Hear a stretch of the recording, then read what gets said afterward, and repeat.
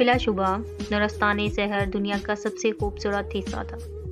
وہاں کی درخت ہوا چلنے پر سانس بجاتے تھے، بہتی ندیاں موسیقی سناتی تھی۔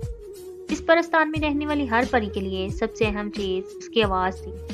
جس کے پاس جتنی سریلی آواز ہوتی، اس کے پاس اتنا ہی طاقتور جادو ہوتا تھا۔ لیکن اس سریلی دنیا میں پرسا بالکل اکیلی تھی۔ پرسا پیدائشی گونگی تھی۔ جب باقی پریاں گانے گا کر پھول کھلاتی تھی، پرسا صرف خاموشی سے انہیں دیکھتی رہتی۔ اس کی خاموشی نے اسے لوگوں سے دور کر دیا تھا، مگر قدرت نے اسے ایک اور تحفہ دیا تھا، رنگوں کی پہچان۔ پرسا کو آوازوں کی سمجھ نہیں تھی، مگر وہ رنگوں کو محسوس کر سکتی تھی۔ وہ جنگل کی نایاب جڑی بوٹیوں، چمکدار پتھروں، پھولوں کے رسوں سے ایسا میک اپ بناتی تھی کہ لگانے والے کا چہرہ چاند کی طرح دمک اٹھتا۔ پرسا اپنے چھوٹے سے گھر میں جو جنگل کے کنارے تھا میک اپ بناتی اور بیچتی تھی۔ اگرچہ پریاں اس کی آواز نہ ہونے کا مذاق اڑاتی تھی، مگر اس کے بنائے ہوئے میک اپ کی دیوانی تھی۔ پچھلے کچھ عرصے سے نورستانی شہر میں ایک عجیب سا خوف پھیلا ہوا تھا۔ وہ پریاں جن کی آوازیں بہت خوبصورت تھی، وہ اچانک غائب ہو رہی۔ کسی کو پتہ نہیں چلتا تھا کہ وہ کہاں گئی۔ لوگوں کا کہنا تھا انہیں کالا بادل نگل گیا۔ اسی دوران ملکہ ثریا کا رتبہ بڑھتا جا رہا تھا۔ ملکہ ثریا پہلے اتنی اچھی گانے والی نہیں تھی، مگر اچانک اس کی آواز میں ایسا جادو آ گیا تھا کہ جب وہ گاتی تو پرندے بھی اڑنا بھول جاتے۔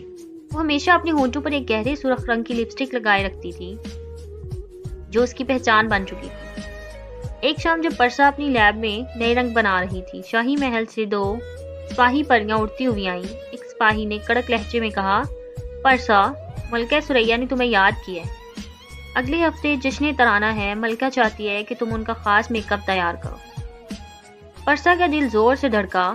ملکہ ثریا تک رسائی ملنا ہر پری کا خواب تھا، مگر پرسا کے دل میں ایک انجانا سا ڈر تھا۔ اس نے خاموشی سے سر جھکا کر حامی بھر لی۔ محل پہنچ کر پرسا کی آنکھیں کھلی رہ گئی۔ محل ہیروں اور نیلم سے بنا تھا۔ اسے ملکہ کے خاص ڈریسنگ روم میں لے جایا گیا۔ وہاں ملکہ ثریا آئینے کے سامنے بیٹھی تھی۔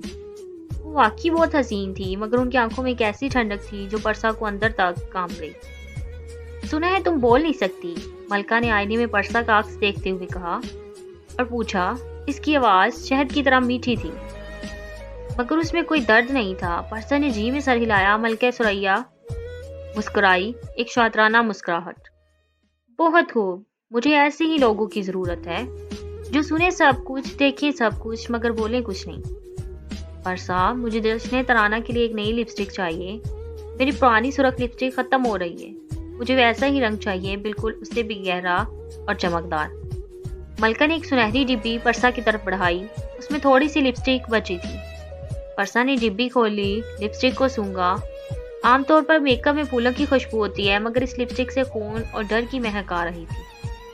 پرسا کے رونگٹے کھڑے ہو گئے۔ اس نے گھبرا کر ملکہ کی طرف دیکھا، مگر فوراً نظریں جھکا لی تاکہ ملکہ کو شک نہ ہو۔ پرسا کو محل میں ہی ایک کمرہ دے دیا گیا تاکہ وہ دن رات کام کر سکے۔ پرسا نے کام شروع کیا، مگر اس کا دماغ اس عجیب و غریب لپسٹک میں اٹکا ہوا تھا۔ اس نے اس لپسٹک کے سیمپل کو مائکروسکوپ کے نیچے رکھ کر دیکھا۔ وہ یہ دیکھ کر دہشت زدہ رہ گئی کہ اس لپسٹک کے ذرات ہل رہے تھے، جیسے وہ زندہ ہوں۔ وہ چیخنا چاہتی تھی، مگر آواز نہیں تھی۔ رات بہت گہری ہو چکی تھی۔ محل میں سناٹا تھا۔ پرسا کو نیند نہیں آ رہی تھی۔ اچانک اسے محل کی دیواروں کے پیچھے سے ایک ہلکی سی آواز سنائی دی۔ کوئی گنگنا رہا تھا درد بھری آواز میں۔ پرسا چپکے سے اپنے کمرے سے نکلی۔ وہ آواز کا پیچھا کرتے کرتے محل کے سب سے نچلے حصے میں پہنچ گئی، جہاں ایک پرانا دروازہ تھا جس پر ریسٹرکٹیڈ ایریا لکھا تھا۔ وہاں کوئی پہرے دار نہیں تھا، کیونکہ ملکہ کو لگتا تھا کہ یہاں کوئی نہیں آئے گا۔ پرسا نے دروازے کی سوراخ سے اندر جھانکا۔ اندر کا منظر دیکھ کر پرسا کے پاؤں تلے سے زمین نکل گئی۔ وہاں بڑے بڑے شیشے کے جار رکھے تھے۔ ان جاروں میں وہ سب گمشدہ پریاں قید تھیں۔ وہ زندہ تھی، مگر بے ہوش لگ رہی تھی۔ کمرے کے بیچ میں ایک خوفناک مشین تھی۔ ملکہ ثریا کا وزیر، جو ایک کالا پری تھی، مشین چلا رہی تھی۔ مشین ایک پائپ کے ذریعے ایک بے ہوش پری کے حلق سے سنہری روشنی کھینچ رہی تھی۔ یہ روشنی دراصل اس پری کی سریلی آواز تھی۔ وہ روشنی مشین سے گزر کر ایک گہرے لال رنگ کے مایا میں بدل رہی تھی، جو قطرہ قطرہ ایک لپسٹک کے کنٹینر میں گر رہی تھی۔ پرسا کو اب سمجھ آ گیا تھا، ملکہ ثریا کی اپنی کوئی آواز نہیں تھی۔ وہ ان معصوم پریوں کی آوازیں چرا کر ان کارک نکالتی تھی اور اسے لپسٹک بنا کر اپنے ہونٹوں پر لگاتی تھی۔ जब तक लिपस्टिक रहती मलका की आवाज़ सुरीली रहती। जैसे ही लिपस्टिक हल्की होती उसकी आवाज़ फटने लगती। उसने देखा कि साइड में एक नया पिंजरा लाया गया, उसमें नीली थी, परसा की वो वाही दोस्त जिसने कभी उसका मजाक नहीं उड़ाया था। नीली होश में थी, रो रही थी। वजीर कह रहा था, जश्न तराना के लिए मलका को सबसे बेहतरीन आवाज़ चाहिए।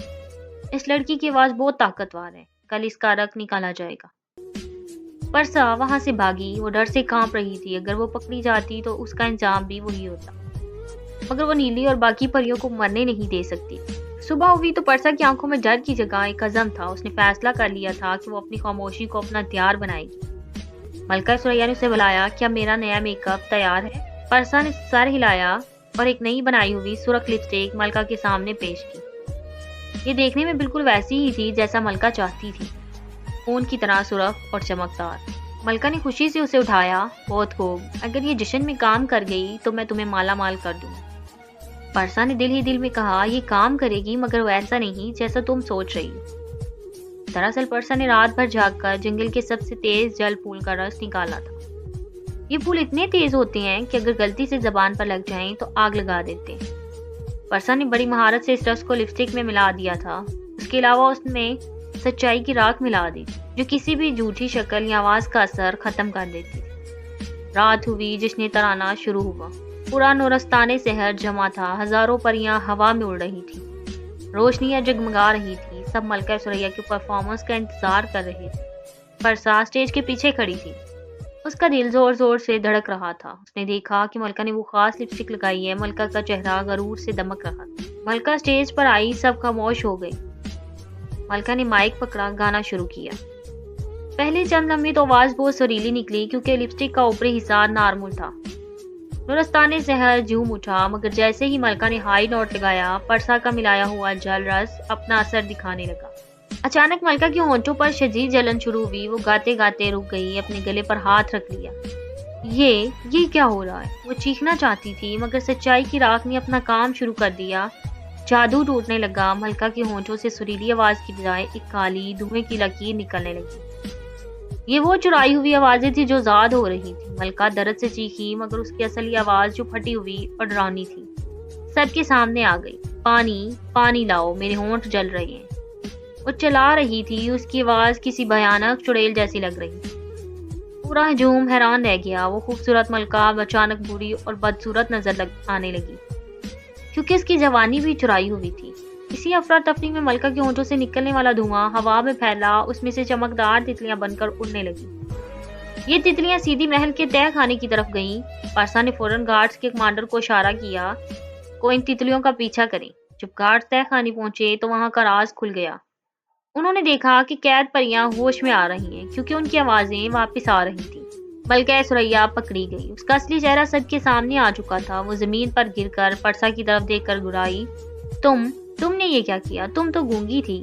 परसा आगे बढ़ी, उसने कुछ नहीं कहा, बस अपनी जेब से एक आईना निकाला, मलका के सामने कर दिया। मलका अपना बदसूरत असली चेहरा देखकर चीख उठी और बेहोश हो गई। सही वक्त पर नीली और बाकी परियां आजाद होकर वहां आ गई। नीली ने परसा को गले लगा लिया। अगली सुबह नूरस्तान शहर का मंजर बदल चुका था। मलका सुरैया, उसकी वजीर को हमेशा के लिए अंधेरी वादी में कैद कर दिया गया। नूरस्तान शहर की नई मलका का इंतखाब होना था, मगर उस दिन सब परियां परसा के छोटे से घर के बाहर जमा हो गई। वो सब एक दूसरे की तरफ देख रहे थे और फिर परसा की तरफ। उनकी आंखों में शर्मिंदगी थी, एहतराम था, सबसे बढ़कर शुक्रिया था। एक परी ने आगे बढ़कर कहा, हमने तुम्हें हमेशा कमजोर समझा था क्योंकि तुम्हारी आवाज नहीं थी, मगर आज तुमने साबित कर दिया कि असल ताकत आवाज में नहीं, दिल की गहराई और सच्चाई में होती है। नीली, परसा की सबसे करीबी दोस्त, उन्हें उसका हाथ थामा और कहा, तुमने ना सिर्फ हमारी आवाजें वापस लौटाई बल्कि हमें ये सबक भी दे दिया कि खामोशी कमजोरी नहीं होती, कभी कभी वही खामोशी सबसे बड़ा हथियार बन जाती है। परसा ने कुछ नहीं कहा, बस मुस्कुरा दी, और इस मुस्कुराहट में पूरा नूरस्तान शहर गूंज उठा, जैसे हजारों सुरीली आवाजें एक साथ गा रही हों। उस दिन से नूरस्तान शहर में एक नया असूल चल पड़ा, आवाज से ज्यादा अहम है दिल की आवाज, और सच्चाई की खुशबू किसी भी जादू से ज्यादा ताकतवर हो। इस कहानी से हमें ये सबक मिलता है कि खामोशी कमजोरी नहीं होती, कभी कभी वही खामोश लोग सबसे गहरी सोच और सबसे बड़ा जुर्रत रखते हैं। हकीकी खूबसूरती और ताकत आवाज, शक्ल या ज़ाहरी चीजों में नहीं, सच्चाई, हमदर्दी और जहानत में होती है। دوسروں کی کمزوری کا مذاق اڑانا غلط ہے، کیونکہ وہی کمزور شخص ایک دن تمہاری سب سے بڑی طاقت بن سکتا ہے۔ اگر آپ کو ہماری کہانی اچھی لگی ہو تو ویڈیو کو لائک کریں، شیئر کریں۔ ہمارے YouTube channel Fatima voice centre کو سبسکرائب کرنا نہ بھولیں۔